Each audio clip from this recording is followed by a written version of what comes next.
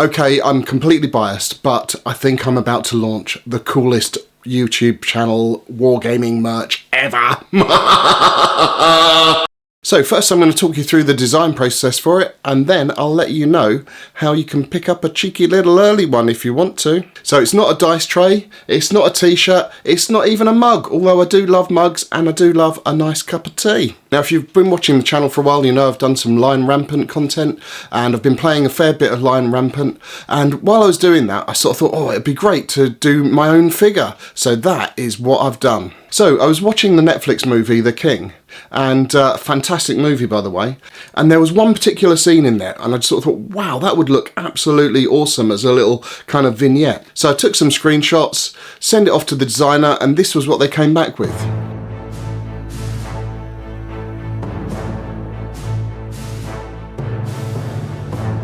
Now this is called blocking, and the idea is that it's just the shapes that the model's going to go into. So you can make sure that you've got the sort of the stance kind of right. So I asked for a couple of adjustments at this point, and then they came back with this one, which I thought was fantastic. So they came back with a fantastic model. The dynamism was there, the knight was being dragged off the horse, he was more kind of, much more sort of animated and all that sort of stuff. Looked absolutely fabulous.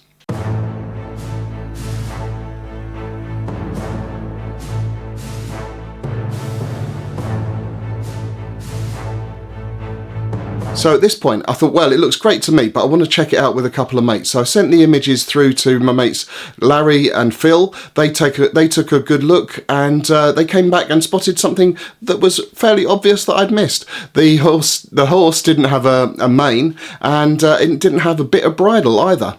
So I asked the designer to pop those in. He did that, and it looks great. I think came back with the next version, and I think you'll agree, it looks absolutely fabulous.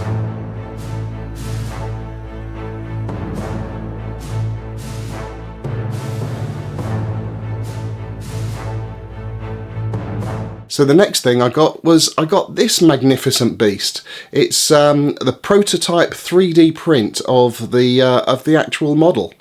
And I think it looks absolutely stunning and magnificent. You can see the knight's being dragged off his horse by the king, as it turns out, and I think it's just a stunning model. Look at that, full of action.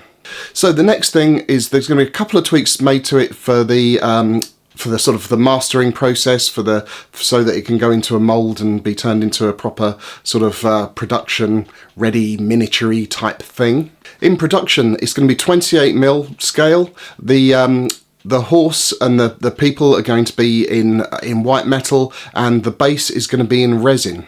So I'm planning on releasing this in February, but why am I talking about it now? It's only November. Well, I'm glad you asked. The reason for that is that I'm going along to Dragon Meet, and I'm going to have a booth at Dragon Meet, and I'm going to have a few there that are going to be available. So if you wanted to pick one up, do drop by the stand and say hello. And let's not forget, we're getting close to Christmas, so you can always pick up one for a friend or that loved one. You know your wife and all your children want their own copy of this. Oh yeah, baby. But the story doesn't end there. Oh no, there's actually going to be a 75mm version as well. And you can see that in this picture here. And the first thing to note is there's a bit more detail on this one, because obviously it's twice as big, and also the base is a different shape. The base is going to be sort of more of an oval shape rather than the circular shape of the 28mm one.